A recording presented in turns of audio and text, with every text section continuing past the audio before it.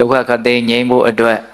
မဂ္ဂင်၈ပါးဆိုတဲ့အကျင့်မြတ်ကိုကျင့်ဖို့မှတပါးတခြားလမ်းမရှိဘူးပေါ့တော့ဒုက္ခငြိမ်းကြတဲ့ပုဂ္ဂိုလ်တွေအတွက်မဂ္ဂင်၈ပါးသည်ကျင့်သုံးရမယ်ပွားများရမယ်တော့နိလန်ဖြစ်တယ်ဆိုတာအလုံးနားလည်ထားတယ်တကယ်တော့ဘာဝိတ္တပပွားများတဲ့တရားဆိုတာမဂ္ဂင်၈ပါးတွေမကပါနောက်ကုသိုလ်ကောင်းမှုမှန်သမျှသည်ပွားများတဲ့တရားပါပဲဘုရားတို့ဘာဝနာတုတ်တန်ထဲမှာပွားများရမယ့်တရားဟာဘာတွေလဲလို့မြတ်စွာဘုရားအသေးစိတ်ညွှန်ပြတဲ့နေရာမှာဘောဓိပက္ခိယတရား39ပါးသည်ပွားများရမယ့်တရားလို့အဲ့ဒါလိုဟောပါတယ်ဟုတ်လားဒီကနေ့တရားဓမ္မတို့ဦးဇင်းတို့တရားဘာဝနာလုပ်ငန်းကိုစ조사အထုတ်တရားတဲ့နေရာမှာတော့အခြေခံကစပြီးတော့နည်းနည်းလေးဦးဇင်းပြောကြည့်ခြင်းတယ်ပေါ့ဘာကြောင့်ဒီတရားဘာဝနာလုပ်ငန်းကိုစ조사ကြရတာတော့နော်မိမိခန္ဓာမှာဖြစ်ပေါ်နေတဲ့ဒီသဘာဝတရားတွေကိုဘယ်နဲ့ကြောင့်တလက်ဆက်တတိထားဖို့အထုတ်နေကြရတာတော့ရည်ရွယ်ချက်ကတခုတည်းပြောမယ်ဆိုရင်ဒီခန္ဓာရဲ့အကြောင်းကိုမှန်မှန်ကန်ကန်သိဖို့မြင်ဖို့ပါပဲဟုတ်လားပညာကိုရဖို့အတွက်ဒီတရားဘာဝနာလုပ်ငန်းကိုစ조사ကြရတာဟုတ်လားတရားဓမ္မတို့ဦးဇင်းတို့တွေဟာကိုယ့်ဘဝကိုယ်ခန္ဓာရဲ့အကြောင်းကိုမှန်မှန်ကန်ကန်မသိနိုင်ကြသေးဘူးမမြင်နိုင်ကြသေးဘူးသိတယ်မြင်တယ်ဆိုရင်လည်းပဲအလွန်နှဲပါတဲ့အတိုင်းအတာလောက်ပဲသိတယ်မြင်တဲ့အစင်ပဲရှိသေးတော့တကယ်ပြည့်ပြည့်ဝဝသိမယ်ဆိုလို့ရှိရင်ဒီခန္ဓာဟာတွေ့တာမေမောစရာဘာမှမရှိဘူးခုတွေ့တာမေမောမှုရှိနေတာကိုထောက်ဆသောအဖြစ်ခန္ဓာရဲ့အကြောင်းကိုပြည့်ပြည့်ဝဝမသိကြသေးဘူးဆိုတာကိုနားလည်နိုင်တယ်မပြေးတော့လဲကံရရှိဆိုတဲ့ဗမာစကားပုံလို့ပေါ့ဟုတ်လားတွေ့တာမှုမေမောမှုရှိနေတာကိုထောက်ဆသောအဖြစ်ဒီခန္ဓာရဲ့မကောင်းတဲ့သဘာဝကိုတကယ်နားမလည်ကြသေးလို့ခန္ဓာရဲ့အကြောင်းကိုတကယ်သိရင်တွေ့တာမေမောမှုဆိုတဲ့နောတနာဥပါဒံဆွဲလန်းမှုဟာချုပ်မှာပဲဆွဲလန်းမှုချုပ်လို့ရှိရင်လွတ်မြောက်မှုဆိုတဲ့ချမ်းသာဟာသိကြဖို့ရဟုတ်တယ်မဟုတ်လားဒါကြောင့်လွတ်မြောက်မှုဆိုတဲ့ချမ်းသာအစစ်မှန်ကိုဘာလို့မရသေးတာတုံးလို့မေးရင်ဆွဲလန်းမှုမကင်းသေးလို့ကိုယ်ခန္ဓာပေါ်မှာဆွဲလန်းထားတာရှိတယ်သူတစ်ပါးခန္ဓာရဲ့ပေါ်မှာဆွဲလန်းထားတာတွေလည်းရှိတယ်ပေါ့ဘာလို့ဆွဲလန်းတာတုံးလို့မေးရင်မှန်မှန်ကန်ကန်မသိလို့တကယ်ပညာမထက်မြက်ကြသေးလို့เนาะအဲ့တော့အဲ့ဒီပညာထက်လာအောင်တိုးတက်လာအောင်ဒီတရားဘာဝနာလုပ်ငန်းကိုစ조사ကြရဟုတ်ရဲ့လားအဲ့တော့ဒီခန္ဓာရဲ့အကြောင်းကိုသိတဲ့မြင်တဲ့နားလည်တဲ့သဘောကိုပညာဆိုတာလည်းပဲပေတတုအလုံးနားလည်ထားကြပြီးသားတော့ခန္ဓာရဲ့အကြောင်းကိုသိကျင်တယ်ဆိုရင်ဒီခန္ဓာရဲ့သဘာဝကိုပဲသတိထားဖို့အရေးကြီးလိုအပ်တယ်သူ့အကြောင်းကိုသိကျင်ရင်သူ့ကိုဂရုစိုက်ပြီးတော့ကြည့်ရမယ်ဒါသဘာဝပါပဲဟုတ်တယ်မဟုတ်လားတခုခုကိုနားလည်ခြင်းတယ်ဆိုရင်အဲ့ဒီကိစ္စကိုတော့နားလည်အောင်ဘာလို့မလုပ်စူးစမ်းရမှာနော်ဆိုကြပါစို့ယူမဗေဒပညာရှင်များဒီရုပ်ရဲ့သဘာဝကိုကိုယ်ကျမ်းစိတ်ဖြာဝေဖန်ပြီးတော့သိခြင်းနဲ့မြင်ခြင်းနဲ့နားလည်ခြင်းနဲ့ဆိုရင်အဲ့ဒီရုပ်ကိုပဲဘာလို့ရတော့နားလည်အောင်စူးစမ်းတာပဲခန္ဓာရဲ့အကြောင်းကိုသိခြင်းနဲ့ဆိုရင်ဒီခန္ဓာကိုပဲနားလည်မှုရှိအောင်တတိနဲ့ဝိရိယနဲ့ဘာတွေဖြစ်နေတယ်လဲသူ့ရဲ့ဖြစ်စဉ်ရဲ့ပုံမှာတလက်ဆက်တတိထားပြီးတော့နေရတယ်ပေါ့ဒါကိုပဲတရားဘာဝနာလုပ်ငန်းကိုစ조사အထုတ်တယ်လို့ပြောတာတဘာဝနာလုပ်ငန်းကိုဘာလို့စ조사အထုတ်ရတာလို့မေးရင်တလုံးနဲ့ဖြေပါဆိုရင်တော့ဉာဏ်ပညာရဖို့ခန္ဓာရဲ့အကြောင်းကိုမှတ်မှန်ကန်ကန်သိဖို့ဒါပဲเนาะအဲ့တော့ဦးဇင်းတို့ဒီဉာဏ်ပညာကိုရရင်ဘာဖြစ်မှာတော့ပြောခဲ့ပြီစစ်မှန်တဲ့အတိဉာဏ်ကိုသာတကယ်ရမယ်ဆိုလို့ရှိရင်ဆွဲလန်းမှုကင်းပြီးတော့လွန်မြောက်မှုချမ်းသာကိုရမှာပဲဒါကအထွတ်အထိပ်ချမ်းသာပေါ့เนาะတော့အဲ့ဒါလိုလွတ်မြောက်မှုချမ်းသာကိုမရသေးခင်မှာဆိုလိုတာကသစ္စာလေးပါးကိုတော့အရိယာမဉ္ဇဉ်ဘုံဉဏ်တို့ဖြင့်ထွန်းပေါက်ပြီးတော့မသိနိုင်မမြင်နိုင်သေးခင်မှာဈာကာလမှာလည်းပဲဒီပညာဟာအလွန်တရာမှကြီးမားတဲ့အကျိုးကျေးဇူးကိုပေးအောင်မယ်အဲ့ဒါကိုလည်းပဲမျှော်လင့်အပ်တာပဲလွတ်မြောက်မှုချမ်းသာဆိုတာကတော့အထွတ်အထိပ်ချမ်းသာကိုပြောလိုက်တာအဲ့ဒီချမ်းသာကိုမရသေးခင်မှာလည်းပဲဒီခန္ဓာရဲ့အကြောင်းကိုတကယ်သိမယ်ဆိုရင်အဲ့ဒီပုဂ္ဂိုလ်အတွက်အကျိုးကျေးဇူးတွေအများကြီးရှိနေသေးတာပဲမြတ်စွာဘုရားကပညာပရိဟိနသုတ်တံဆိုပြီးတော့ဣတိယပါဠိတော်မှာဟောထားတဲ့တရားဒေသနာတစ်ပုဒ်ရှိတယ်အပြောထားတော့ဆိုတော့တေဘိက္ခဝေသူပရိဟိနာယေအရိယာယပညာယပရိဟိနာပုဂ္ဂိုလ်တူတယောက်ဟာတဲ့ကိုယ်ခန္ဓာရဲ့အကြောင်းကိုအမှန်တိုင်းသိတဲ့ဝိပဿနာဉာဏ်မဲ့ဉာဏ်ဘိုးဉာဏ်လို့ဆိုတဲ့အဲ့ဒီအရိယာပညာတွေကို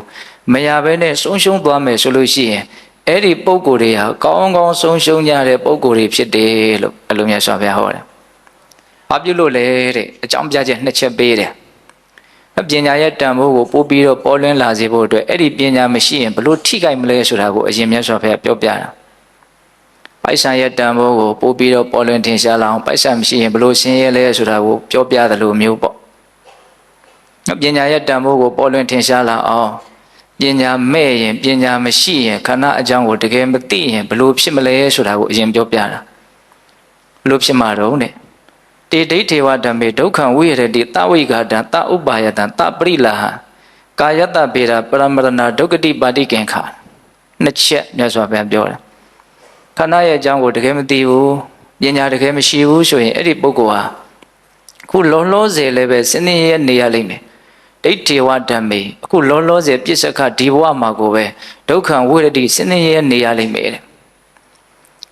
လောလောဆယ်ဆင်းရဲတယ်ဆိုတာကိုမြတ်စွာဘုရားဘလို့ပုံဖော်ပြတော့တဝိဂါတံဆင်းရဲခြင်းနဲ့တကွတဥပါယတံပင်ပန်းခြင်းနဲ့တကွတပရိလာဟံပူလောင်ခြင်းနဲ့တကွဒုက္ခံဆင်းရဲစွာဝိရတိနေရလိမ့်မယ်တဲ့ဟောဒီခန္ဓာရဲ့အနိစ္စဖြစ်ပုံကိုမသိဘူးဒုက္ခဖြစ်ပုံကိုမသိဘူးအနတ္တဖြစ်ပုံကိုမသိဘူးသစ္စာလေးပါးကိုသိဖို့ဆိုတော့ပို့ပြီးတော့ဝေးသွားသေးတယ်ပေါ့နော်လက္ခဏာရဲ့သုံးပါးမှမသိဘူးဝိပဿနာဉာဏ်မှမရသေးဘူးဆိုရင်သစ္စာလေးပါးကိုသိတဲ့အစဉ်ကမမျှော်မှန်းနိုင်သေးဘူးအဲ့လိုမြင်မာတဲ့ဉာဏ်ပညာတွေမရှိဘူးဆိုလို့ရှိရင်အဲ့ဒီပုဂ္ဂိုလ်ဟာအခုလုံးလုံးစေကိုပဲစင်သင်ရဲရဲနေရမယ်ပင်ပင်ပန်းပန်းနေရမယ်ပူပူလောင်လောင်နေရမယ်တဲ့သုံးချက်ပြောတယ်ဘဝခန္ဓာရဲ့အကြောင်းကိုမှန်မှန်ကန်ကန်မသိရင်စင်စင်ရဲရဲနေရမယ်ပင်ပင်ပန်းပန်းနေရမယ်ပူပူလောင်လောင်နေရမယ်တလုံးချင်းစီကိုအစဉ်ကစဉ်းစားကြည့်သေးခြင်းတယ်ဒါကအဓိကစိတ်ရခံစားချက်တွေကိုနားလည်ဖို့ဒီပညာမရှိဘဲနဲ့နေနေတယ်အမတ်တမဲ့နေနေတယ်ဆိုရင်များသောဖြင့်တရားဓမ္မတို့ဦးဇင်းတို့ရဲ့စိတ်တွေကတော့ဆင်းရဲမှုရှိတယ်တဝိကာတံဆင်းရဲခြင်းနဲ့တကွာတဥပါယတံပင်ပန်းခြင်းနဲ့တကွာပင်ပန်းတယ်မတတ်တာဘူးတဲ့နော်တတ်တောင့်တတ်တာအဲ့လိုလေးနော်တကယ်ကိုစိန်ကလေးနဲ့ဟုတ်လားနေရတာကောင်းလိုက်တာဆိုတဲ့အနေအထားမျိုးနဲ့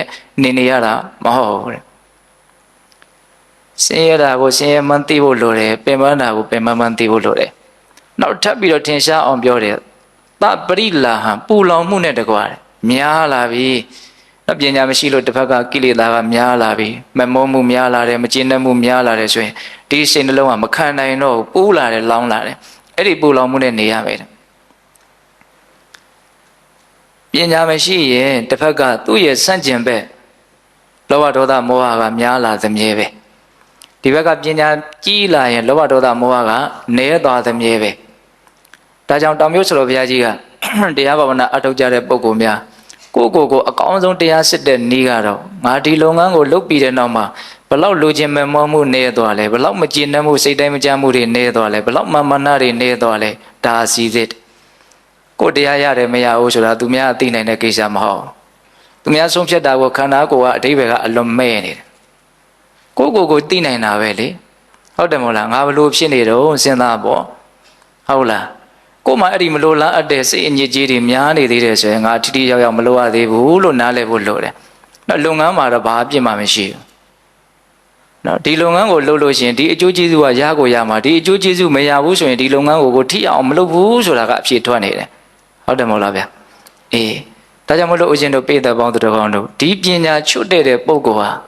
စင်တင်ရဲနေရမယ်ပင်ပန်းနေရမယ်ပူပူလောင်လောင်နေရမယ်တဲ့ဒီပညာမရှိတဲ့အချိန်မှာကိုယ်စိတ်ဘလို့ဖြစ်နေလဲဆိုတာကိုအမိကလေးဖမ်းကြည့်ပါဒီသုံးချက်ထဲကတစ်ချက်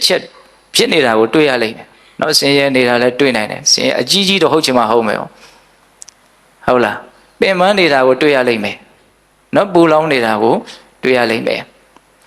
ဒါကြောင့်မြတ်စွာဘုရားကပညာချွတ်တဲ့ရင်တကယ်ထိခိုက်တယ်လို့ပြောတာ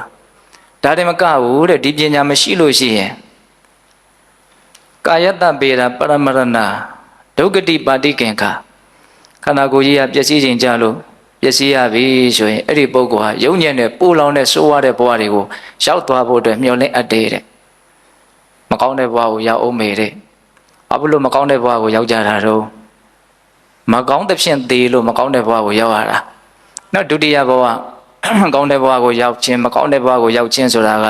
တေဂာနိစိတ်အနေထားပေါ်မှာအဓိကမူတည်တာကိုပူပူလောင်လောင်သိရင်ပူပူလောင်လောင်နေရတဲ့ဘဝတွေကိုရောက်မှာပဲပင်ပင်ပန်းပန်းစင်နေရဲသိရင်ပင်ပင်ပန်းပန်းစင်နေရဲနေရတဲ့ဘဝတွေကိုရောက်မှာပဲဘာဖြစ်လို့မကောင်းသဖြင့်သိရတာတော့လို့မေးရင်အဖြေကမကောင်းသဖြင့်နေခဲ့လို့ဆိုတာလာထွက်တယ်သောတော်ကအသိဉာဏ်ပညာမရှိတော့ဘဝမှာစင်စင်ရဲရဲပူပူလောင်လောင်ပင်ပင်ပန်းပန်းနေရတယ်လို့ပြောခဲ့တယ်နော်အဲ့ဒီအနေအထားမျိုးကြီးနဲ့ပဲကာလရှိကြဆိုတာနေသွားမယ်ဆိုရင်သိရင်အဲ့ဒီလိုအနေအထားမျိုးနဲ့ပဲသိသွားဖို့ပဲအလားအလာရှိတယ်။ရသော်ဘုရားပေးတဲ့ဥမာတစ်ခုရှိတယ်ဗျာ။တောင်ဘက်ကိုင်းနေတဲ့တစ်ပင်ကိုခုတ်လိုက်ရင်တောင်ဘက်ပဲလဲသွား။ဒါတဘာဝပဲနော်။ရောက်ဘက်ကိုင်းနေတဲ့တစ်ပင်ကိုခုတ်လိုက်ရင်ရောက်ဘက်လဲသွားမယ်။အဲ့တော့ပြောချင်တာကဒီဉာဏ်ပညာချွတ်တဲ့ပုဂ္ဂိုလ်တွေကအခုလဲစင်နေရဲပင်ပင်ပန်းပန်းပူပူလောင်လောင်နေရလိမ့်မယ်။နောက်လည်းပဲစင်ရဲတဲ့ပင်ပန်းတဲ့ပူလောင်တဲ့ဘဝတွေကိုရလိမ့်မယ်တဲ့။ဒါကြောင့်ဉာဏ်ပညာချွတ်တဲ့ပုဂ္ဂိုလ်တွေဟာဘဝမှာကောင်းကောင်းဆုံးရှုံးကြတဲ့ပုဂ္ဂိုလ်တွေဖြစ်တဲ့။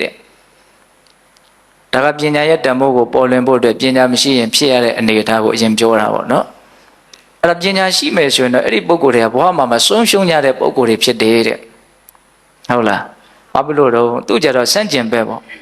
တေဒိဋ္ဌေဝဓမ္မေဒုက္ခံဝိရတိအဝိဂတအနုပါယတအပရိလဟအဲ့ဒီအသိဉာဏ်ပညာရှိတဲ့ပုဂ္ဂိုလ်ခန္ဓာရဲ့အကြောင်းကိုကောင်းကောင်းနားလည်တဲ့ပုဂ္ဂိုလ်နော်အိဋ္ဌဒုက္ခအနတ္တကိုနားလည်တယ်သစ္စာလေးပါးကိုမြန်ထွန်းပေါက်ပြီးတော့သိမယ်ဆိုရင်တော့ဆိုဝေရမရှိဘူးနော်အဲ့ဒီလိုအသိဉာဏ်နဲ့သာပြည့်စုံမယ်ဆိုရင်အဲ့ဒီပုဂ္ဂိုလ်ဟာအခုလုံးလုံးစေဘဝမှာကိုပဲချမ်းချမ်းသာသာနေရမယ်ဘယ်ပုံပဲနည်းချမ်းသာမလဲတဲ့ချမ်းသာခြင်းကိုပုံဖော်ပြတယ်မြတ်စွာဘုရားအဝိဂတံဆင်းရဲခြင်းမရှိဘဲနဲ့အနုပါယတံပင်ပန်းခြင်းမရှိဘဲနဲ့အပရိလဟံပူလောင်ခြင်းမရှိဘဲနဲ့ဒုက္ခချမ်းသာစွာဝိရတိနေရလိမ့်မယ်ဟောချမ်းသာတယ်ဆိုတာကိုအဓိပ္ပာယ်၃မျိုးပြောတာနော်မဆင်းရဲဘူးမပင်ပန်းဘူးမပူလောင်ဘူးအဆင်းရဲဘူးဆိုတော့နေရထိုင်ရတာကောင်းတယ်ပေါ့ဟုတ်လားမပင်ပန်းဘူးဆိုတော့နေရထိုင်ရတာတတ်တာတယ်နော်အဆင်ပြေတယ်လိုက်လျောညီတွေရှိတယ်နော်စိန်ကြတယ်မပင်ပန်းမှုဆိုမှတော့စိန်ကြတယ်ပေါ့ဟုတ်လားမပူလောင်မှုဆိုတော့ဘဝမှာငြိမ်းအေးတယ်ပေါ့ချမ်းချမ်းသာသာရှိတယ်အေးဆေးဆေးရှိတယ်ပူပူဆာဆာမဟုတ်ဟုတ်လားအဲ့ဒီလိုမျိုး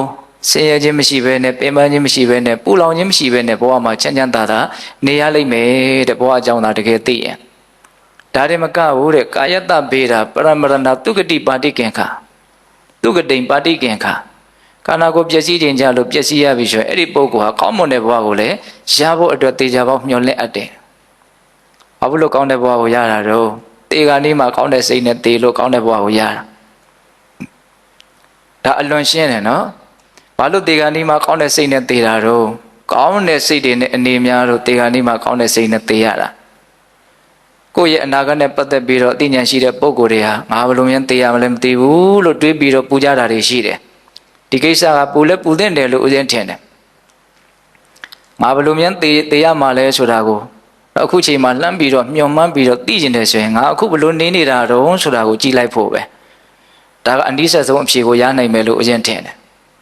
ဟုတ်ရဲ့လားအေးဒါကြောင့်ကိုယ့်ရဲ့အနေအထားလေးတွေကိုမပြင်မဲနဲ့တော့ကိုယ်လိုချင်တဲ့အနာဂတ်မျိုးရလာမှာမဟုတ်ရဲ့လားဒါကြောင့်ဉာဏ်ပညာရဲ့စွမ်းအားဉာဏ်ပညာရဲ့အနေအထားကိုမြတ်စွာဘုရားအဲ့လိုဟောတာပညာရှိရင်အခုလည်းပဲချမ်းသာရမယ်အနာဂတ်ရေးလည်းစိတ်အေးရမယ်ဒါကအထွတ်အထိပ်အရဟတမေညာအရဟတဘုံညာရပြီးတော့လွတ်မြောက်မှုချမ်းသာကိုမရသေးခင်မှာဟုတ်လားဒီဘဝလည်းချမ်းချမ်းသာသာနေရမယ်နောက်လည်းကောင်းမွန်တဲ့ချမ်းသာတဲ့ဘဝကိုရမယ်လို့အဲ့လိုပြောတာနော်အကြောင်းအကျိုးတွေဆက်ဆက်ပြီးတော့ဒီလောက်ပညာကြီးအောင်လုပ်ထားတဲ့ပုဂ္ဂိုလ်ဟာနော်ဒီကုသိုလ်ကောင်းမှုတွေကစွန့်ရည်တတိမြင်မာတဲ့အတွက်ကြောင့်နောက်ဆုံးမဉ္ဇဉ်ဘုံညာကိုရဖို့အတွက်အများကြီးအထောက်ပံ့ကောင်းတွေကမဖြစ်နိုင်ဘူးလားဖြစ်နိုင်တယ်ဒါကြောင့်ဒီပညာကိုရဖို့အတွက်တရားဓမ္မတို့ဦးဇင်းတို့တွေဟာစိတ်အားထက်သန်တဲ့နယ်ပေါ့နော်အဲ့ဒီစိတ်အားထက်သန်မှုရှိဖို့အတွက်ပဲဒါဦးဇင်းတို့ကပြောတာဒါကြောင့်ပညာရှိခြင်းမရှိခြင်းဟာတယောက်နဲ့တယောက်ခွာခြားမှုအကြီးဆုံးကိုပြပါဆိုရင်အဲ့ဒါကိုပဲပြတယောက်ချင်းစီမှာလည်းပဲခွာခြားမှုအကြီးသေးကိုပြပါဆိုရင်အဲ့ဒါကိုပဲပြတဲ့နယ်လို့ဦးဇင်းထင်တယ်နောက်ဆိုကြပါစို့ပိုက်ဆံရှိတဲ့လူနဲ့ပိုက်ဆံမရှိတဲ့လူခေပညာတတ်တဲ့လူနဲ့မတတ်တဲ့လူနော်အသက်မွေးဝမ်းကြောင်းမှုချောင်တဲ့လူနဲ့မချောင်တဲ့လူကျမကြီးကောင်းတဲ့လူနဲ့မကောင်းတဲ့လူကိုင်ထားတော့အများကြီးကွဲပြားခြားနားမှုစန့်ကျင်ဘက်တွေလောကမှာရှိရနော်အဲ့ဒါတွေရဲ့ကွဲပြားခြားနားမှုကတကယ်တမ်းကဒီလောက်ကြီးမပြောပါလောက်ဒီပညာရှိတဲ့လူနဲ့မရှိတဲ့လူရဲ့ကွဲပြားခြားနားချက်ကတော့ပြောလောက်တယ်ဟုတ်လားဒါကတယောက်နဲ့တယောက်ရှင်းတာပေါ့နော် တယောက်နဲ့တယောက်ရှင်တာတဲ့ကိုတယောက်တည်းကိုယ့်ဟာကိုရှင်းနေတာကတော့ပိုကောင်းမယ်လို့ထင်တယ်ဟုတ်လားဘယ်လိုငါဟာငါအတွက်အကောင်းဆုံးဖြစ်မလဲဘယ်လိုငါနဲ့ဘယ်လိုငါရဲ့ကွဲပြားချက်ကအကြီးဆုံးဖြစ်မလဲနော်အသိဉာဏ်ရှိတဲ့ငါနဲ့အသိဉာဏ်မရှိတဲ့ငါရဲ့ကွဲပြားခြားနားချက်ကအကြီးမားဆုံးဖြစ်မယ်လို့ထင်တယ်ပစ္စည်းရှိတဲ့ငါနဲ့ပစ္စည်းမရှိတဲ့ငါဒီလောက်ကြီးပြောလောက်အောင်မထူးဘူးဟုတ်လားဆွေမျိုးတိုင်းဝိုင်းရှိတဲ့ငါနဲ့မရှိတဲ့ငါဒီလောက်ကြီးပြောလောက်အောင်မထူးဘူးဒီအသိဉာဏ်ရှိရင်အကောင်းဆုံးနေလို့ရတယ်ဒီအသိဉာဏ်မရှိဘူးဆိုတော့ဘာတွေဘလို့ရှိရှိဘာတွေဘလို့ဖြစ်ဖြစ်သိပြီးတော့မထူးဒါကြောင့်ဦးဇင်းတို့မြတ်စွာဘုရားဟောထားတာလေးတစ်ခုရှိတယ်နော်ဦးဇင်းအရန်ကြိုက်တဲ့တရားလေးကိုနော်ခန်းငယ်ငယ်ကစပြီးတော့အပမတ္ထိကဧတာဘိခွေပရိဟာနေယရိတံဘောဂပရိဟာနေဟုတ်လားယဟန်တို့တဲ့လောကမှာဆုံးရှုံးခြင်းတွေရှိတယ်ဘောဂဆိုတဲ့ပစ္စည်းဥစ္စာဆုံးရှုံးတာရှိတယ်အဲ့ဒီဆုံးရှုံးမှုဟာအပမတ္ထိကမပြောပါတော့ဘူးအနေငယ်များပဲတဲ့ပစ္စည်းဆုံးရှုံးတယ်ဆိုတာဘာလဲတော့အနေငယ်များပဲပြောပါတော့ဘူးတဲ့ဧတံပฏิကိဋ္ဌံဘိခဝေပရိဟာနေနံယရိတံပညာပရိဟာနေဉာဏ်ပညာရဲ့ဆုံးရှုံးခြင်းကတော့အဲ့ဒါပြောပါတော့တယ်တဲ့အယုတ်ဆုံးသောဆုံးရှုံးခြင်းလို့တောင်ပြောရမယ်ဧတံပฏิကိဋ္ဌံဆုံးရှုံးခြင်းတကားထဲမှာအဲ့ဒီဆုံးရှုံးမှုဟာအကြီးကျယ်ဆုံးပဲတဲ့ဟုတ်လားပစ္စည်းဥစ္စာဆုံးရှုံးသွားတာမပြောပါတော့ဘူးအပမတ္တိကဒါနည်းနည်းလေးပါတဲ့ပါလေးပါဘောနော်ခေတ်စကားနဲ့ပြောရလို့ရှင်ဟုတ်လားအသိဉာဏ်ပညာဆုံးရှုံးသွားမယ်ဆိုရင်တော့ဧတံပฏิကိဋ္ဌံအဲ့ဒါဆုံးရှုံးခြင်းထဲမှာအယုတ်ဆုံးပဲတဲ့အထိခိုက်ဆုံးပဲအနာဆုံးပဲကိုယ့်အတွက်ဟုတ်လားအဲ့ဒါလိုပဲဦးဇင်းတို့ကြီးပွားခြင်းကိုလည်းအဲ့ဒီတိုင်ဟောတာပဲအပမတ္ထိကဧတာဘိခွေဟုတ်တိယတိတံဘောဂဟုတ်တိပစ္စည်းဥစ္စာရဲ့တိုးတက်ခြင်းကြီးပွားခြင်းဆိုတာရှိတယ်ဒါပေမဲ့အဲ့ဒါမပြောပါတော့ဘူးအပမတ္ထိကသူလည်းနည်းနည်းပါတဲ့ဟုတ်လားဉာဏ်ပညာရဲ့တိုးတက်ခြင်းကြီးပွားခြင်းဆိုတာလည်းရှိတယ်တဲ့အဲ့ဒီတိုးတက်ခြင်းကြီးပွားခြင်းကတော့ဧတတကံဧတတက်ဆိုတဲ့စကားကြားဦးတယ်နော်ဧတတက်ဆိုတာဘာပြောတာတော့ဧတံအကံနော်အဲ့ဒါအမျက်ဆုံးလို့ပြောတာဟုတ်လားဉာဏ်ပညာရာမှာရှင်သာရိပုတ္တဧတတက်ရတယ်တကူရာမှာရှင်မမောက္ကလံဧတတက်ရတယ်ပြောတာရှိရဲ့နော်ဒါအဲ့ဒီထဲမှာတော့သူအမျက်ဆုံးလို့ပြောတာအခုလည်းပဲဉာဏ်ပညာရဲ့ကြီးပွားခြင်းဟာကြီးပွားခြင်းတကားထဲမှာအမျက်ဆုံးဖြစ်တယ်လို့မြတ်စွာဘုရားပြောတာဟုတ်လားဣတတကံဘိက္ခေဥဒိနံယတိတံပညာဥဒိနော်ယတိတံပညာဥဒိအကျဉ်းဉာဏ်ပညာဤတိုးတက်ကြီးပွားခြင်းသည်အထိတန်တိရှိကုန်ဤဧတံနော်ကြီးပွားခြင်းတကားတို့တွင်အဲ့ဒီကြီးပွားခြင်းဟာနော်အကံအမျက်ဆုံးပဲလို့မြတ်စွာဘုရားဟောတာဒါကြောင့်မြတ်စွာဘုရားကတတ္တမတိယဘိက္ခဝေပညာဝဋ္ဌိယဝဋ္ဌိတာမာတိဧဝံသိက္ခိတဗံငါဟာပညာကြီးပွားခြင်းဖြင့်ကြီးပွားအောင်ကျင့်မယ်လို့သင်တို့အဲ့လိုတွေစဉ်းစားပြီးတော့အလုပ်သင့်တယ်တဲ့ဟုတ်လားဒါကပစ္စည်းဥစ္စာနဲ့နှိုင်းရှင်ဟောတာအဲ့လိုပဲဦးဇင်းတို့နော်ဆွေမျိုးညာတိနဲ့ပတ်သက်ပြီးတော့ဒီတိုင်းပဲဟောတယ်နော်ဆွေမျိုးသားချင်းတွေကြီးပွားတာဆုပ်ယုတ်တာမပြောပါလားပညာရဲ့ကြီးပွားခြင်းဆုပ်ယုတ်ခြင်းကပြောလောက်တယ်ဟုတ်လားအဲ့လိုပဲယတဂုံတဲ့အကျော်စောနာမည်ကြီးတယ်ကောင်းတဲ့ထွက်တယ်ဒီယတဆိုတဲ့အချွေရအကျော်စောတွေကြီးပွားတာတိုးတက်စာဆုပ်ယုတ်တာဘာမှမပြောပါလားဘူးဒါအနေငယ်မြပဲဉာဏ်ပညာရဲ့တိုးတက်ခြင်းကြီးပွားခြင်းဆုပ်ယုတ်ခြင်းကတော့ပြောလောက်တယ်လို့နားလည်ရမှာဟုတ်လားအဲ့ဒါကဦးဇင်းတို့သောတော်ကဉာဏ်ပညာရှိခြင်းမရှိခြင်းကြောင့်ဖြစ်ပေါ်နေတဲ့ခွာခြားချက်ကိုကောင်းကောင်းနားလည်မှဒီဒေသနာတွေကိုအရသာရှိတရားဓမ္မတို့ရဲ့စိတ်ထဲမှာလက်ခံနိုင်မှာဟုတ်တယ်မဟုတ်လားဒါကြောင့်ဘဝမှာတယောက်နဲ့တယောက်ရှင်တဲ့အခါမှာပဲဖြစ်ဖြစ်ကိုတယောက်တည်းကိုပဲကာလတစ်ခုနဲ့တစ်ခုရှင်တဲ့အခါမှာပဲဖြစ်ဖြစ်ဘယ်လိုအနေအထားဟာကြီးကျယ်တဲ့ခွာခြားချက်လဲလို့သိကျင်နေဆိုရင်ဒီပညာရှိခြင်းမရှိခြင်းဒီကြီးကျယ်တဲ့ခွာခြားချက်ပဲကြီးကျယ်တဲ့ထူးခြားချက်လည်းဖြစ်တယ်လို့နားလည်ရမယ်အဲ့တော့တကယ်ထူးရင်တော့ဉာဏ်ပညာရှိအောင်လုပ်ဖို့ပဲကျန်တာတွေကတော့သိမထူးပြီးရင်အိဋ္ဌာမိလောင်သွားမှကြီးပဲထူးသလိုလို့ထင်ရပေမဲ့လို့ပြီးရင်မထူးကြတော့ဒါပဲဟုတ်တယ်မဟုတ်လားနောက်ဆုံးသေပြီဆိုတာနဲ့တူသွားတော့တာပဲလေဒါကြောင့်ပိဋကပေါင်းတော်တို့ဒီဉာဏ်ပညာရဲ့တန်ဖိုးကိုနားလည်ပြီးတော့ဒီဉာဏ်ပညာကိုဖြစ်စေတတ်တဲ့ဒီဘာဝနာလုပ်ငန်းကိုကြိုးစားပြီးတော့အထောက်ကြရမယ်ပေါ့အဲ့တော့ဦးဇင်းတို့ဆက်ပြီးတော့ကြိုးစားအထောက်မှုဟာနော်အရေးကြီးလိုအပ်တယ်ဆိုတာနဲ့ပတ်သက်ပြီးတော့မြတ်စွာဘုရားပုံဖော်ပြီးတော့ဟောထားတဲ့ဘာဝနာသုတ်တံကိုနာယူကြည့်မယ်နော်အဲ့ဒီသုတ်တံမှာမြတ်စွာဘုရားကအင်္ဂုတ္တပါဠိတော်တတ္တကနိပတ်မှာဒါယဟန်တွေကိုဟောခဲ့တာယဟန်တို့တဲ့ဘာဝနာတရားကိုစ조사အထုတ်နေတဲ့ပုဂ္ဂိုလ်တဦးတယောက်ဟာငါရဲ့စိတ်က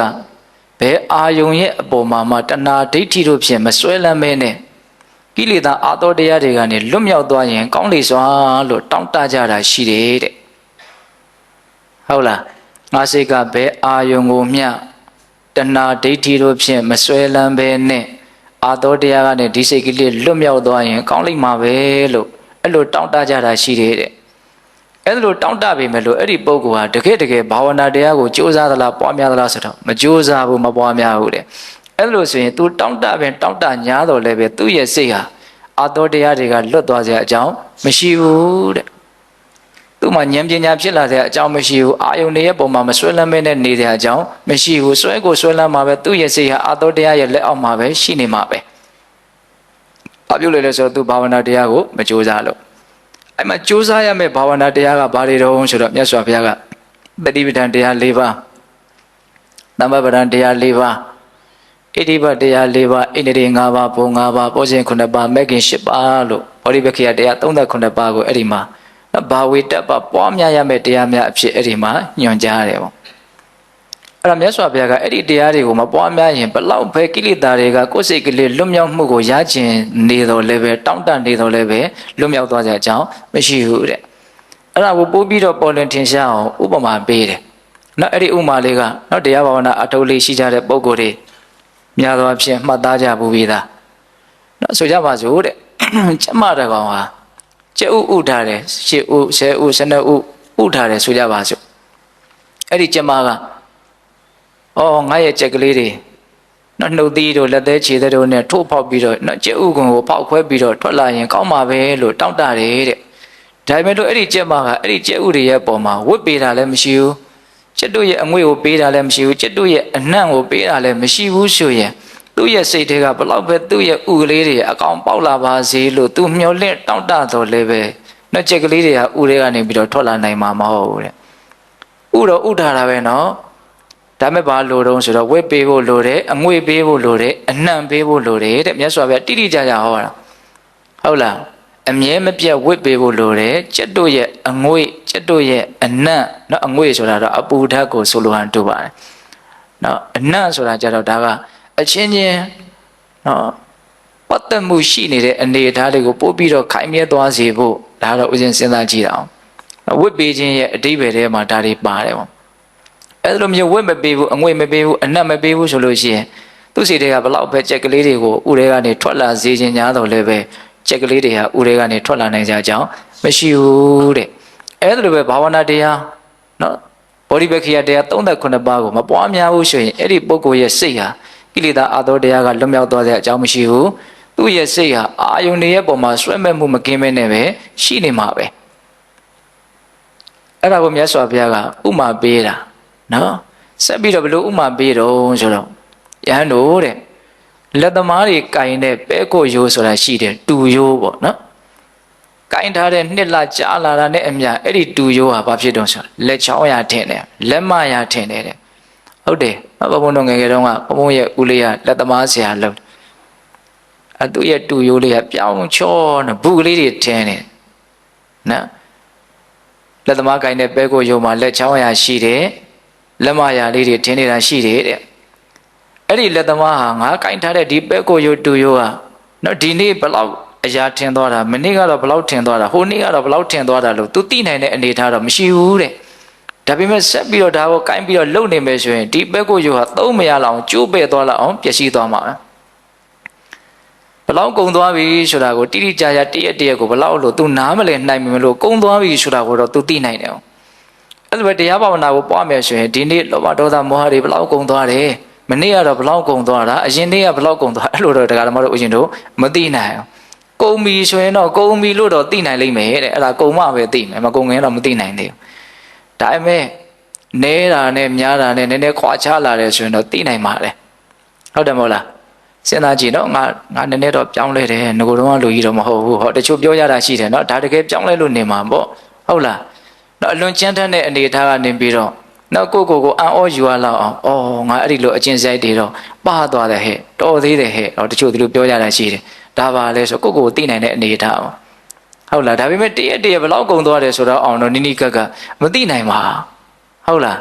းအဲ့ဒါမြတ်စွာဘုရားပေးတဲ့ဥပမာတစ်ခုဆက်ပြီးတော့မြတ်စွာဘုရားအားရှိအောင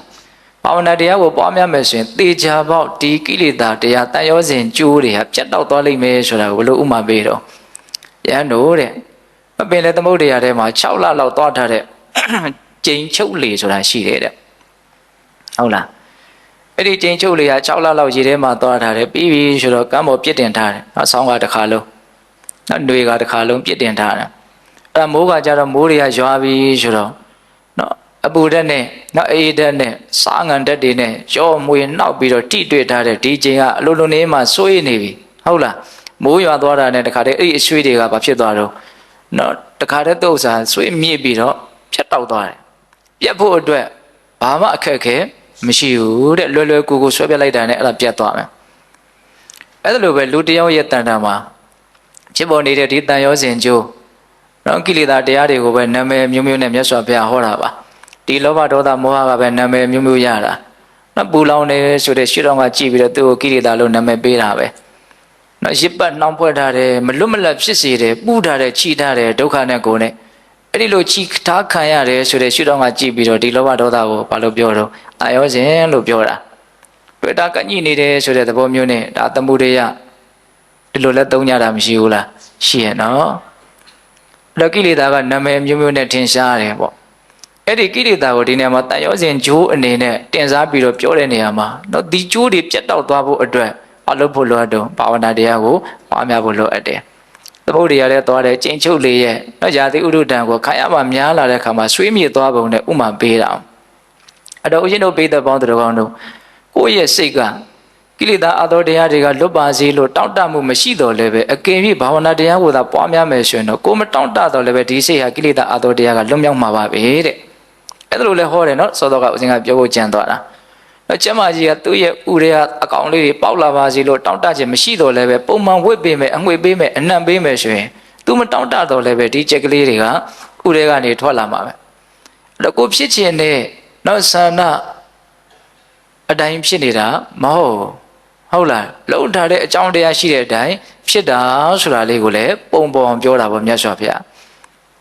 တောင်းတကြတာကြီးပါပဲနော်နည်းနည်းလေးအသိဉာဏ်ရှိလာလေးတောင်းတချက်လေးတွေကမြင့်မားလာလေးပေါ့ဒါပေမဲ့တချို့တောင်းတချက်တွေကအရန်ကောင်းအောင်တယ်နော်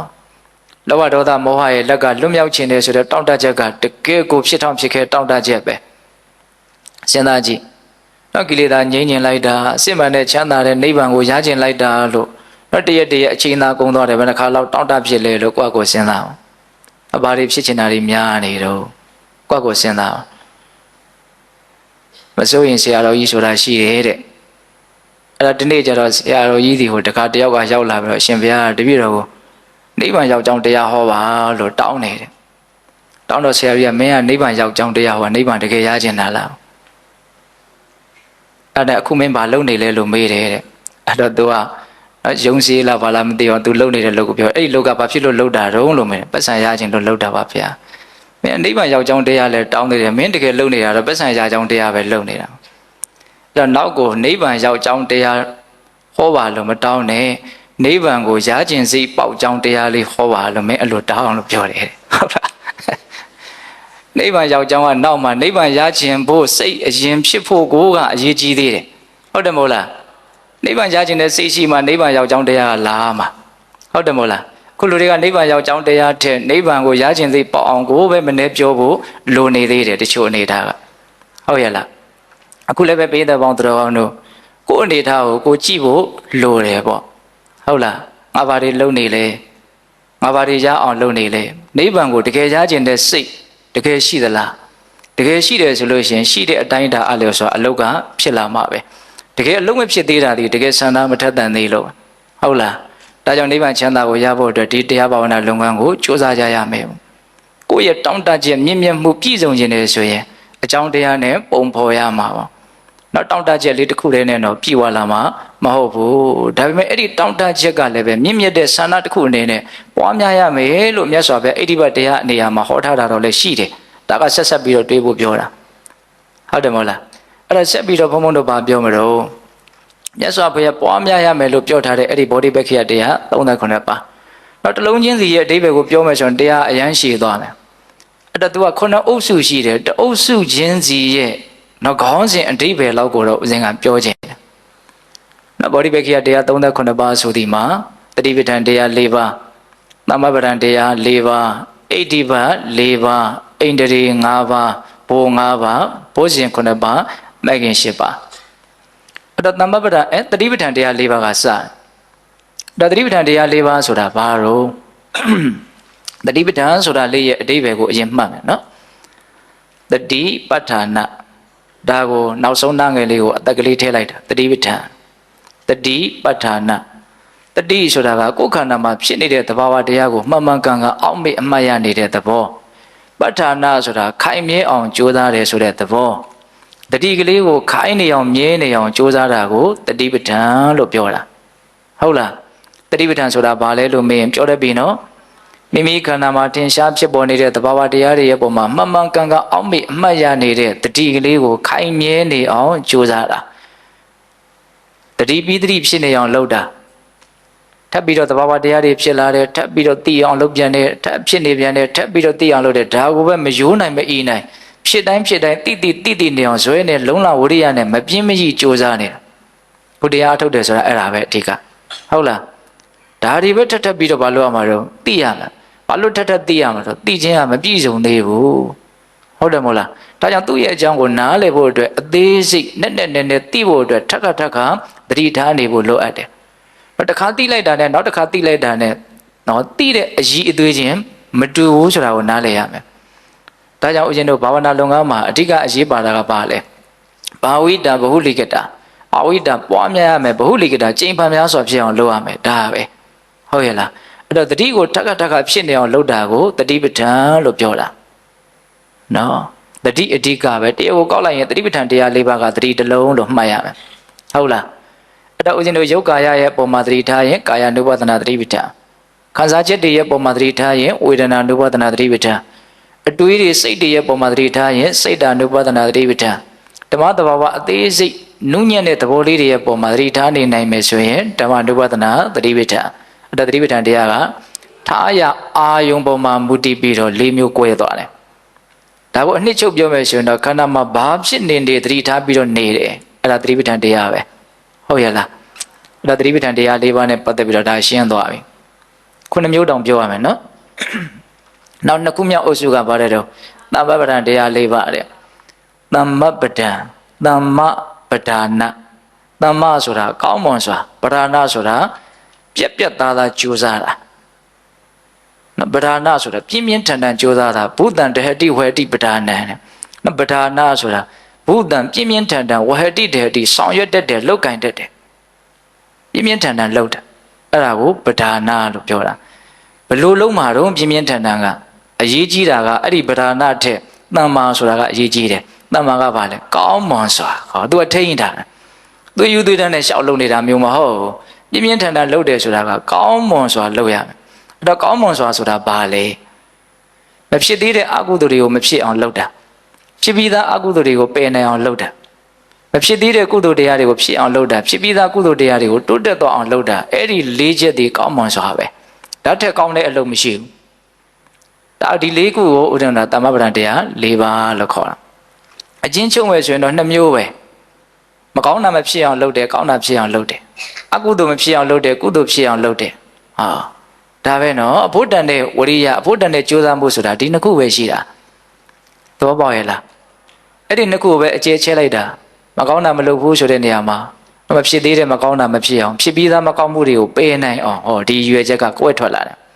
ကောင်းတာလုပ်တယ်ဆိုတဲ့နေရာမှာလည်းဖြစ်ပြီးသားကောင်းမှုတွေများလာအောင်မဖြစ်သေးတဲ့ကောင်းမှုတွေဖြစ်လာအောင်ဟောသမ္မာပဋ္ဌာန်တရားဘယ်နှပါတော့၄ပါးတရားကိုကောက်ရင်ဝရိယတစ်လုံးပဲရတယ်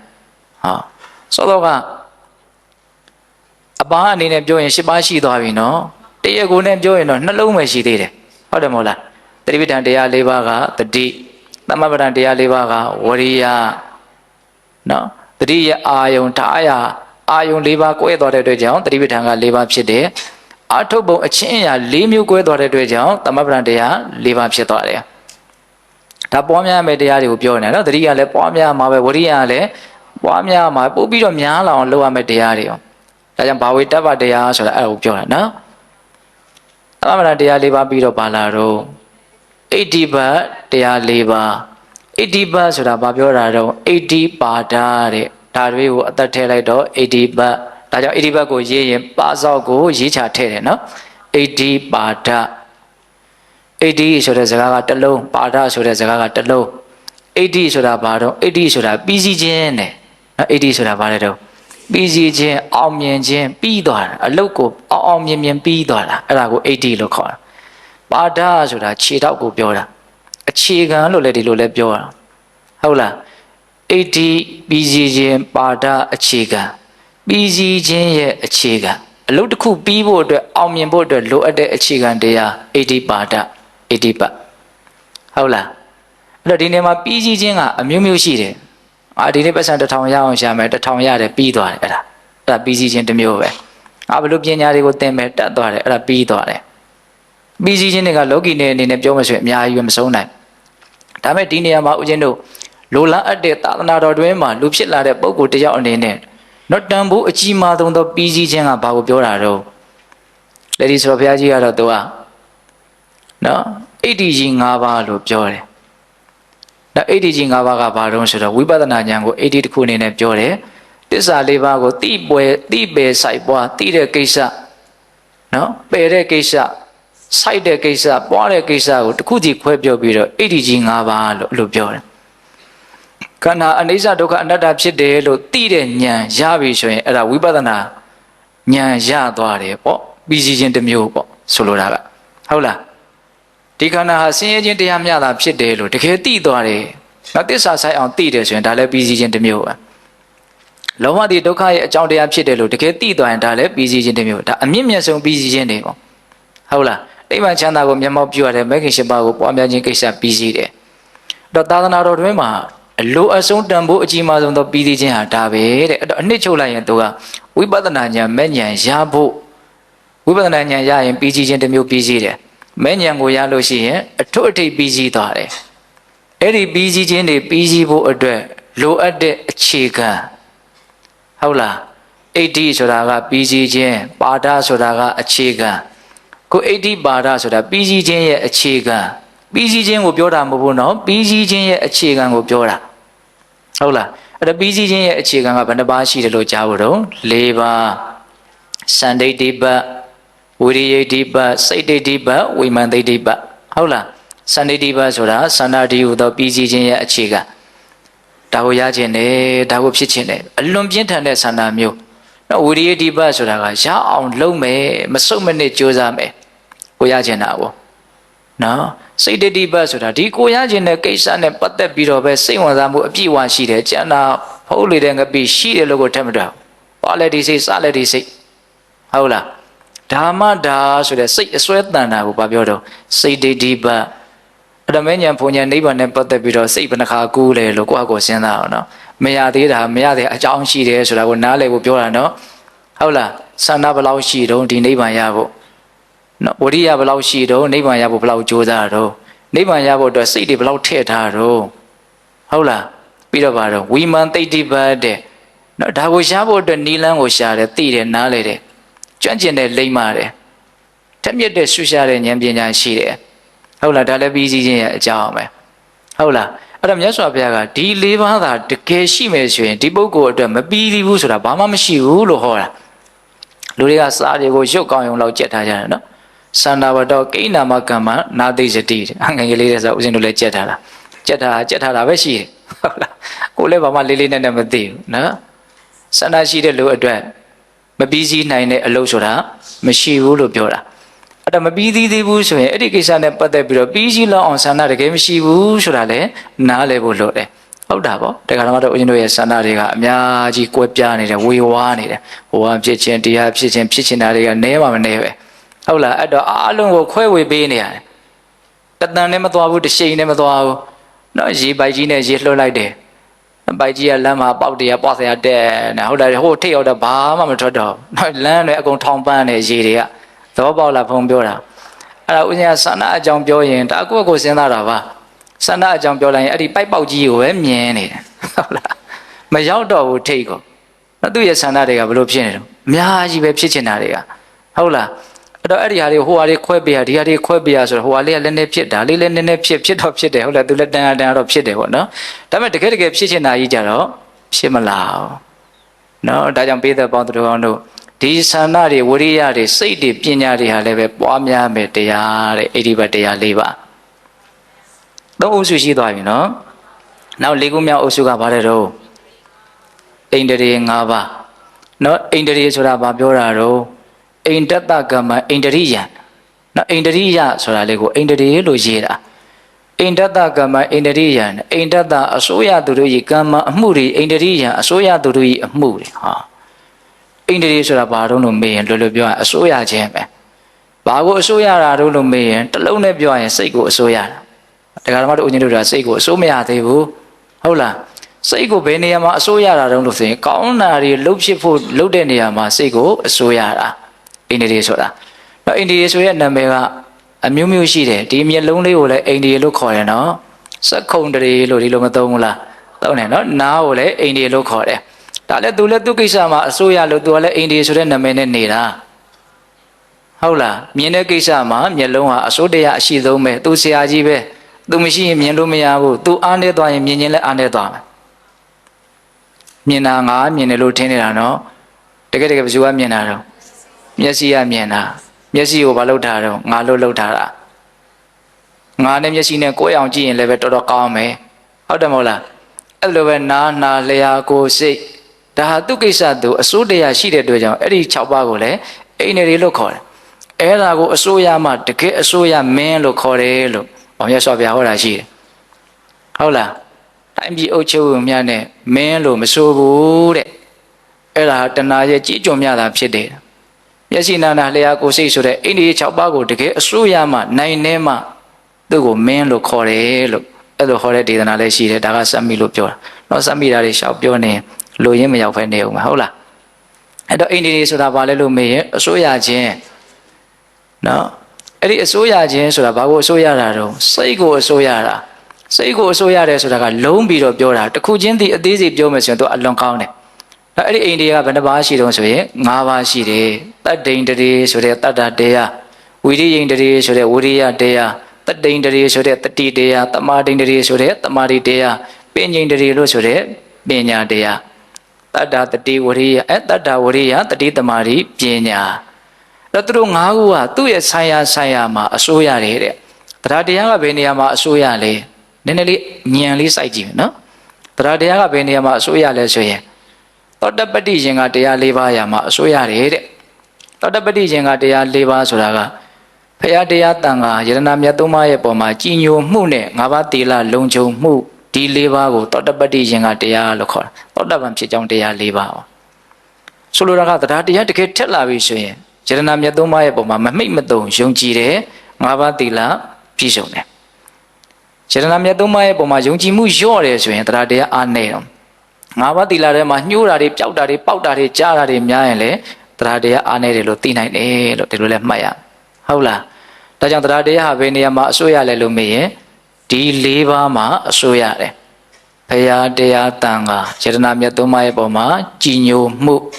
ပြီးတော့၅ပါးသီလလုံခြုံမှုတရားတရားရဲ့နယ်ပယ်ပေါ့နော်တရားပြီးတော့ပါလာတော့ဝရိယဝရိယဟာဘယ်နေရာမှာအစိုးရလဲလို့မေးရင်စောစောကတမ္ပပဒံတရား၄ပါးအရာမှာအစိုးရတယ်ဖြစ်ပြီးသားအကုသိုလ်တွေကိုမဖြစ်အောင်သူဘယ်လောက်ကြိုးစားမလဲမဖြစ်သေးတဲ့အကုသိုလ်တွေကိုမဖြစ်အောင်သူဘယ်လောက်ကြိုးစားလဲဟုတ်လားမဖြစ်သေးတဲ့ကုသိုလ်တရားတွေဖြစ်အောင်ဖြစ်ပြီးသားကုသိုလ်တရားတွေတိုးတက်များပြားလာအောင်ဘယ်လောက်ကြိုးစားမလဲဘယ်လောက်အဲ့ဒီကိစ္စမှာစိတ်ကိုအစိုးရတယ်လဲဆိုတာအဲ့ဒါဝိရိယင်တွေထက်မထက်ကိုပဲကြည့်ပြီးတော့သိနိုင်တယ်ပေါ့နော်ဝိရိယဟာတကယ်အိန္ဒြေထိုင်အောင်ထက်လာပြီဆိုရင်အဲ့ဒီကိစ္စအဲ့ဒီ၄ကိစ္စနဲ့ပတ်သက်ပြီးတော့သူကအများကြီးဆောင်ရွက်မယ်အဲ့ဒီကိစ္စမှာသူအစိုးရတယ်အကုသိုလ်ပယ်ဖို့ကုသိုလ်ဖြစ်အောင်ကြိုးစားတဲ့နေရာမှာသူအစိုးတရားရှိတယ်တဲ့ဝိရိယကဒါကြောင့်ဝိရိယဟာအိန္ဒြေထိုက်တယ်ဝိရိယပြီးတော့ပါတော့တတိနော်တတိန္ဒြေတတိကဘယ်နေရာမှာအစိုးရတော့ဆိုရင်တော့တတိပဋ္ဌာန်တရား၄ပါးရာမှာအစိုးရတယ်တဲ့ရုပ်ကာယရဲ့ပုံမှာဘယ်လောက်တတိထားနိုင်တော့ဝေဒနာစိတ်ဓမ္မရဲ့ပုံမှာဘယ်လောက်တတိထားနိုင်တော့တနည်းအားဖြင့်ဖြစ်တိုင်းသူဘယ်လောက်တတိထားနိုင်တော့ဒါပစုရဲ့နယ်ပယ်လဲလို့မေးရင်တတိန္ဒြေရဲ့နယ်ပယ်နောက်ပြီးတော့တမာတိန္ဒြေနောက်တမာတိကဘယ်နေရာမှာအစိုးရအောင်ဆိုဇန်၄ပါးရာမှာအစိုးရတယ်တဲ့နောက်ပြီးတော့ဗါတော့ပဉ္စိန္ဒြေပညာကဘယ်နေရာမှာအစိုးရတော့ဆိုတော့သစ္စာ၄ပါးရာမှာအစိုးရတယ်တဲ့အရန်သဘောကျတယ်ဦးဇင်းကဉာဏ်ပညာဘလောက်လူတယောက်ဉာဏ်ပညာဘလောက်ထက်လဲမထက်ဘူးလဲဆိုတာကိုဒီသစ္စာ၄ပါးကိုဘလောက်သိလဲမသိဘူးလဲဆိုတာ ਨੇ တိုက်တာကြည့်ရမယ်ဘဝခန္ဓာဟာဆင်းရဲဒုက္ခဖြစ်တယ်လို့ဘလောက်ထိနားလဲထားလဲကျန်တာတွေဘလောက်တက်တော့ဘာမှသိအရေးမပါဘူး ဘဝခန္ဓာဆင်းရဲတယ်လို့ဘယ်လောက်သိတယ်လဲမသိဘူးလေအဲ့ဒါကအဲ့ဒီသိမှုကတကယ်ချမ်းသာစေမှာလောဘတိဒုက္ခကိုဖြစ်စေတဲ့အကြောင်းတရားဖြစ်တယ်လို့ဘယ်လောက်နားလည်ထားလဲဒါကိုလည်းတကယ်နားလည်ရင်လောဘဘာဖြစ်သွားနိုင်လို့နော်သူ့အပိုင်းနဲ့သူအစပြတ်ချုပ်ငိမ့်သွားနိုင်တယ်ဟုတ်တယ်မဟုတ်လားနော်လောဘချုပ်ရသည်နိဗ္ဗာန်ဖြစ်တယ်လို့ဘယ်လောက်သိထားတော့မဂ္ဂင်၈ပါးဒီဒုက္ခချုပ်ငြိမ်းရာရောက်စေတဲ့လမ်းကြောင်းဖြစ်တယ်လို့ဘယ်လောက်သိထားတော့အပြင်းငြိမ်တည်းရဲ့နယ်ပယ်ပေါ့နော်ပညာဘယ်လောက်ထက်မထက်ဆိုတာသစ္စာလေးပါးကိုဘယ်လောက်ကျွမ်းကျွမ်းကျင်ကျင်နားလဲလဲသိတယ်လေဒါပေါ်မှာမူတည်အဲ့တော့အိန္ဒြေရဲ့အကြောင်းကိုအဲ့လောက်တော့အကျဉ်းမြင်နားလဲရမယ်ကောင်းမြတ်တဲ့ဘက်မှာစိတ်ကိုအစိုးတရားရှိတာနော်အိန္ဒြေ၅ပါးဘာလို့ကြမှာတော့ပွားလာမယ်ညားလာအောင်ပွားကြရမယ်ဟုတ်လားအိန္ဒြေပြီးတော့ဘာလာတော့ဘိုး၅ပါးတဲ့နော်ဆိုတော့နော်ကိုငွေစင်ကပြောတာပဲဘုံတရားတွေကတော့အ6တွေပဲတရား6တွေပဲဟုတ်လားတရား6တွေဆိုတော့တုံးတန်ယုံနဲ့တော့ဒါကိုစိတ်ဝင်စားဖို့မလွယ်ဘူးတဲ့ဟုတ်တယ်လို့ဒါနည်းနည်းစိတ်ဝင်စားလဲအဲ့ဒီနည်းနည်းအတွက်ကျင့်တတ်တယ်လို့ပဲဥစဉ်စိတ်ထဲမှာအောင်းမိတယ်ဟုတ်လားနော်တရား6တွေနော်တကယ်လဲတရား6တွေပဲဟုတ်လားဒါတွေကသုံးတာကအဲ့ဒါမင်းကုန်းဆိုတော်ဘုရားကြီးရဲ့အသုံးနှုံးပဲနော်ဆဆက်ကတုတ်တန်ကိုဟောတဲ့ခါကျတော့မင်းကုန်းဆိုတော်ကြီးကလူတွေကစိုးစိုးပြေပြေလေးတွေမှကြိုက်တာတဲ့ဒီတရားကတရား6ကြီးလို့အဲ့လိုပြောတယ်ဟုတ်လားကိုငွေစင်ဟုတ်လားဒီတရားကိုကြိုက်နိုင်ဖို့အတွက်ပေးတဲ့တော့ဘာရှိဖို့လို့တော့ကိုယ့်ရဲ့အည်သေးကိုတော့နည်းနည်းမြင့်ဖို့တော့လိုမယ်ပေါ့နော်ဒါပေမဲ့ဦးစင်းကကြည့်ရတာတော့စိတ်ဝင်စားပုံကိုယာနှုံးမြင်နေပါရှိတယ်လို့ထင်တာပဲနောက်ကိုအထင်ကြီးတာလားတော့မသိဘူးဟုတ်လားနော်အေးအခုဘာလာမတော့ပိုးလာမယ်စိတ်ဝင်စားစားမစားတာတဏှာကြီးတော့ပြည့်အောင်ထိုင်ရမှာပဲအဲ့တော့ဦးဇင်းတို့ဘိုးရဲ့အကြောင်းကလည်းပြောကြအလောင်းကောင်းတယ်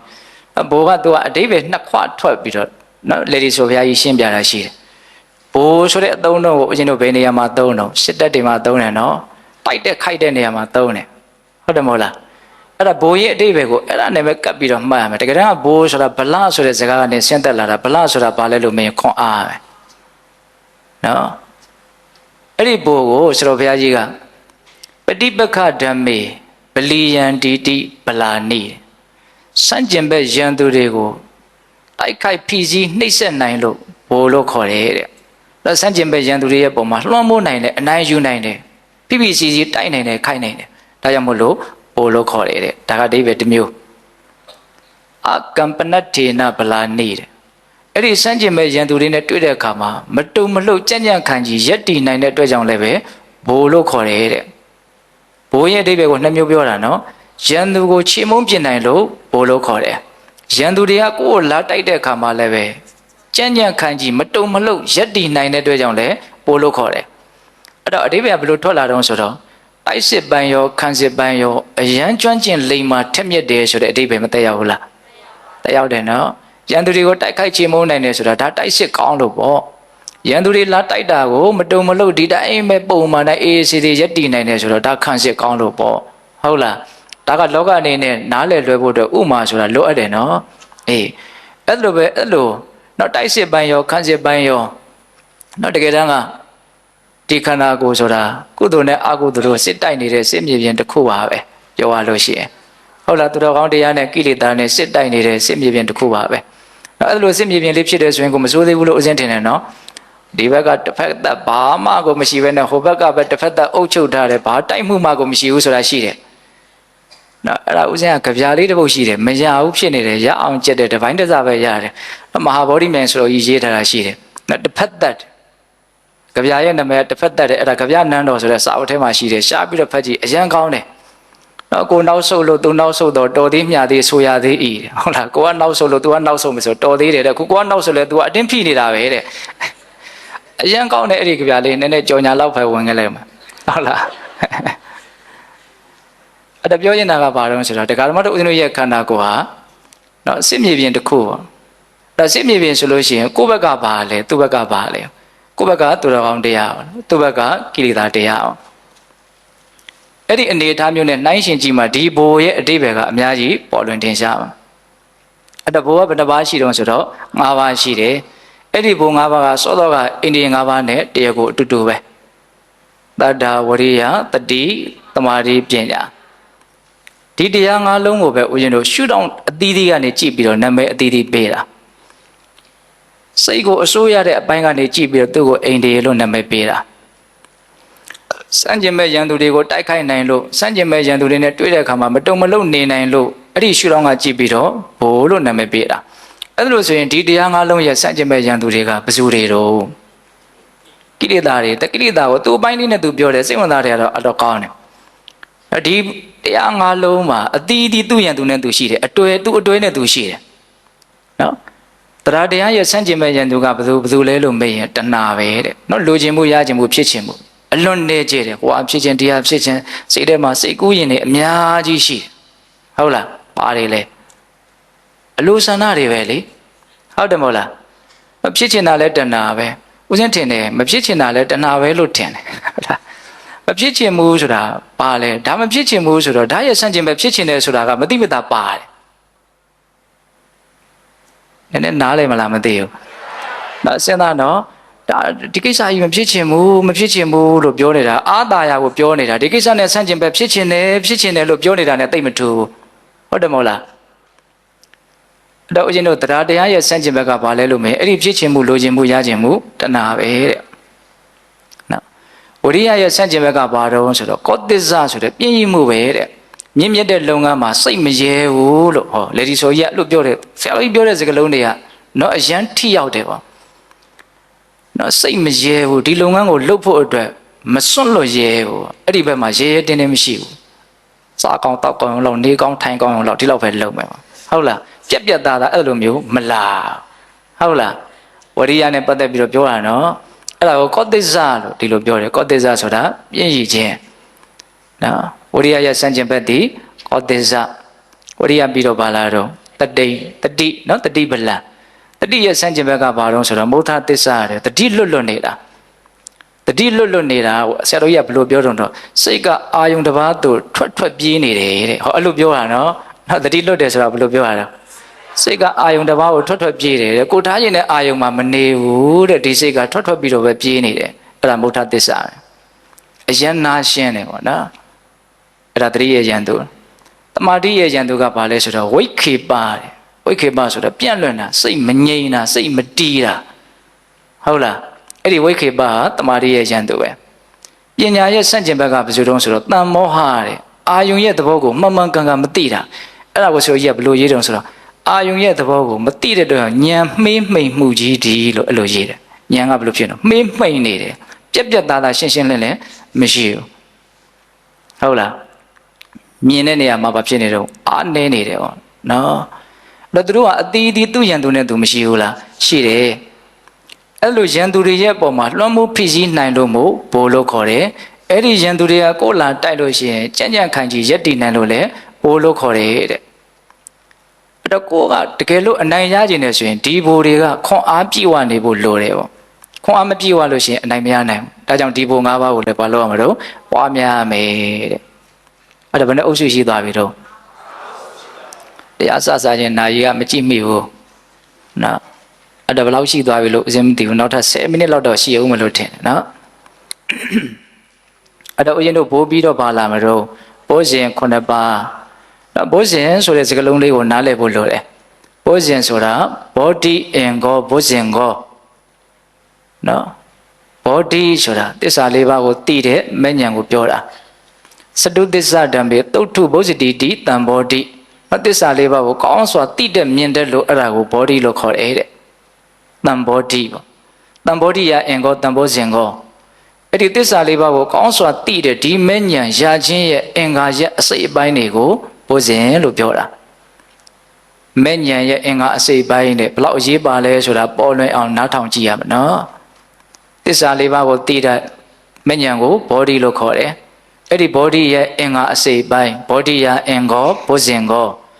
ဟုတ်လားဘောဓိအင်္ဂါကိုပဲပါဠိစီကံအရာဘယ်လိုလုပ်တာတော့ဘုဇင်ကလို့လုပ်လိုက်တယ်အဲ့ဒါကိုမှဘုဇင်လို့ဒီလိုအဖြားဆွပြီးတော့ခေါ်တာဘုဇင်ဆိုတဲ့နောက်ကဇင်ဆိုတာလေးကအင်္ဂါဆိုတာကိုခါကိုဖြုတ်ထားခဲ့ပြီးတော့ဘုဇင်လို့အလွယ်ဆိုလိုက်တာအမှန်ကဘောဓိအင်္ဂါဟုတ်လားမဲ့ဉာဏ်ရဲ့အင်္ဂါအစိတ်ပိုင်းများနောက်ထပ်လာဦးမယ်နော်မက်ခင်ကမက်ခင်မက်ကဆိုတာလမ်းအင်္ဂါဆိုတာအစိတ်ပိုင်းလမ်းရဲ့အစိတ်ပိုင်းများ နော်စနစ်တကျသိရရင်စိတ်ဝင်စားတယ်ကောင်းတယ်ဟုတ်လားကိုဘိုးရှင်ဘယ်နှပါရှိတော့9ပါးတဲ့မဲ့ညာရဲ့အင်္ဂါစိတ်ပိုင်းပါရီတော့ဆိုတော့တတိတန်ဘောရှင်ဓမ္မဝိရှယတန်ဘောရှင်ဝိရိယတန်ဘောရှင်ပီတိတန်ဘောရှင်ပတ္တိတန်ဘောရှင်တမာတိတန်ဘောရှင်ဥပေက္ခတန်ဘောရှင်မနေ့ကပွားများခြင်းဖြင့်ပယ်ရှားမယ်ကိလေသာအာသောတရားတွေကိုပွားများခြင်းဖြင့်ပယ်ရှားရမယ်လို့ပြောတဲ့နေရာမှာဘုရားရှင်9ပါးအကြောင်းပြောခဲ့တာမှတ်မိမယ်ထင်တယ်နော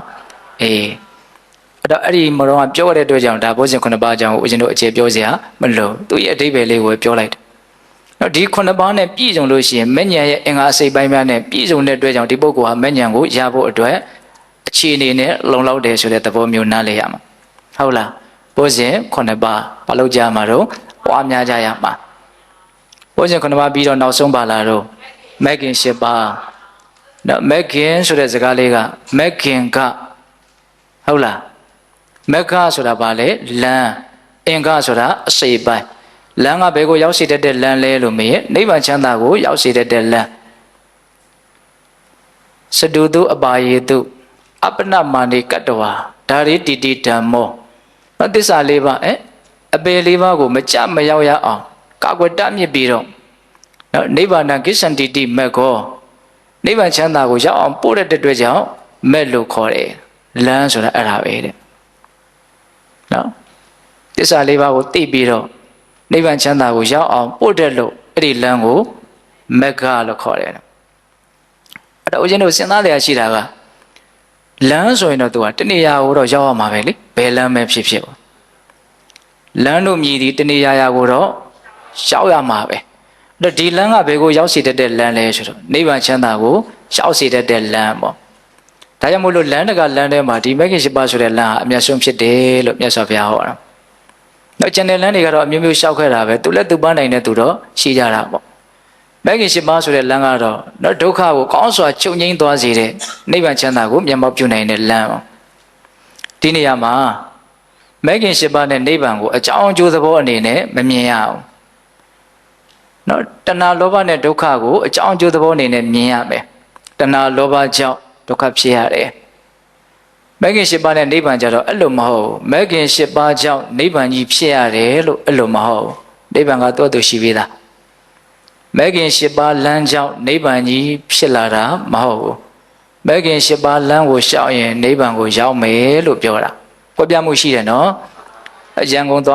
်ရောက်စေတဲ့လမ်းကိုသွားမယ်ဆိုရင်ရန်ကုန်ရောက်သွားမယ်မန္တလေးကိုရောက်စေတဲ့လမ်းကိုသွားရင်မန္တလေးရောက်သွားမယ်ဒီရန်ကုန်ရောက်စေတဲ့လမ်းမန္တလေးကိုရောက်စေတဲ့လမ်းကြောင့်ရန်ကုန်တို့မန္တလေးတို့ဆိုတာဖြစ်လာတာမဟုတ်ရန်ကုန်မန္တလေးကတူရှိပြီလာ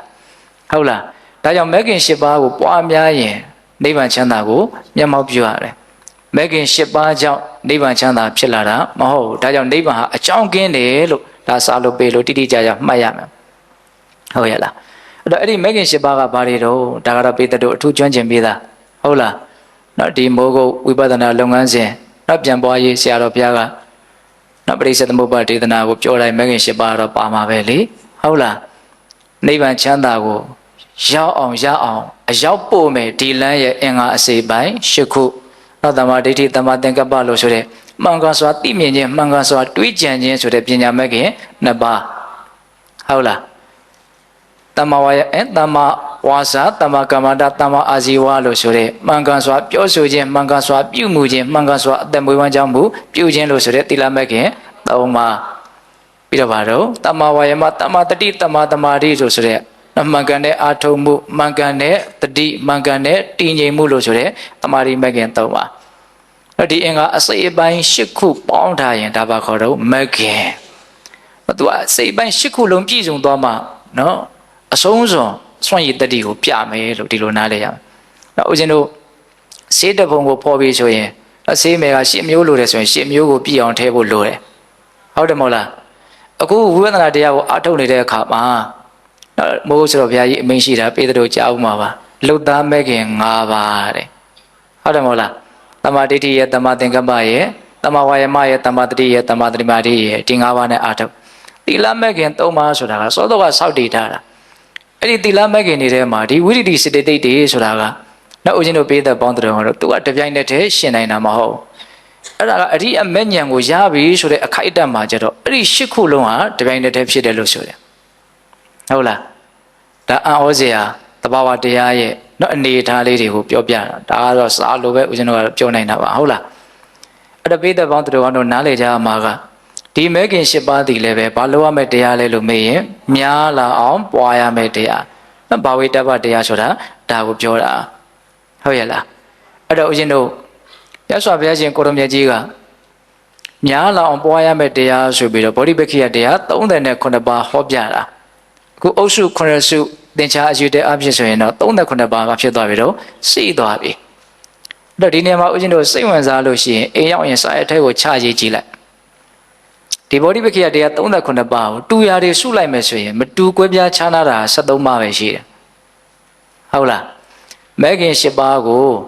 တတ္တာရဲ့ဆန္ဒရဲ့စိတ်ရဲ့ပီတိရဲ့ပတ္တိရဲ့အဲ့ဒီ၅ခုပေါင်းထည့်လိုက်အဲ့ဒါတရားကိုအပြင်ဗောဓိပက္ခိယတရား39ပါးရဲ့နော်အချင်းချုပ်ပဲဟုတ်လားနော်ဘောင်းဆိုသူကတချို့တရားတွေကဟိုထဲလည်းပါတယ်ဒီထဲလည်းပါတယ်နော်အပါအများဆုံးတရားကဘယ်ဟာလဲဆိုတော့လေကိုယ့်ကိုယ်ဇေယျလေးချပြီးတော့တွက်ကြည့်လိုက်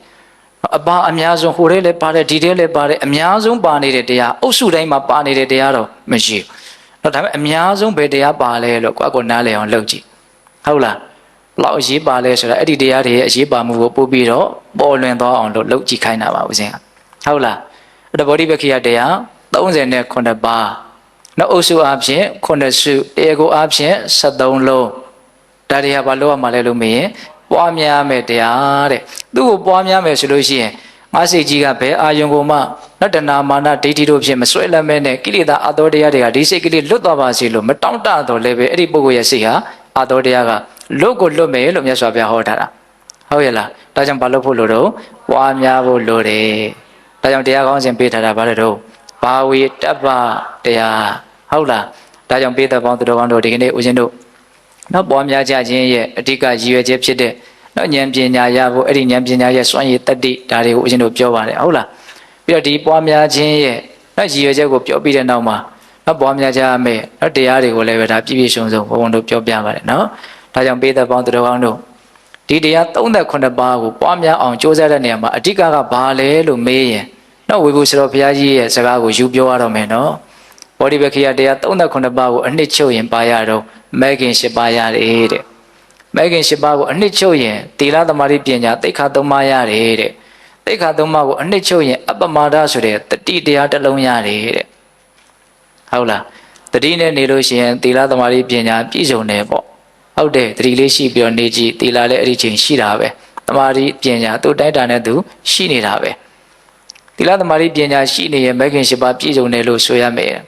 မဲခင်၈ပါးနဲ့ပြည့်စုံရင်အကျယ်ဗောဓိပက္ခိယတရား39ပါးကိုကျင့်သုံးရရောက်တယ်လို့နားလည်ရမယ်အဲ့တော့ဗောဓိပက္ခိယတရား39ပါးဒီပိဋကသုံးပုံရဲ့အစီအနှစ်ချုပ်ပဲဟုတ်ရဲ့လားအဲ့တော့အားလုံးအနှစ်ချုပ်လိုက်တော့ဘယ်သွားပြီးတော့ခေါင်းဆိုင်နေလဲဆိုတော့အပမဒါဆိုတဲ့တတိတရားမှာခေါင်းဆိုင်နေတယ်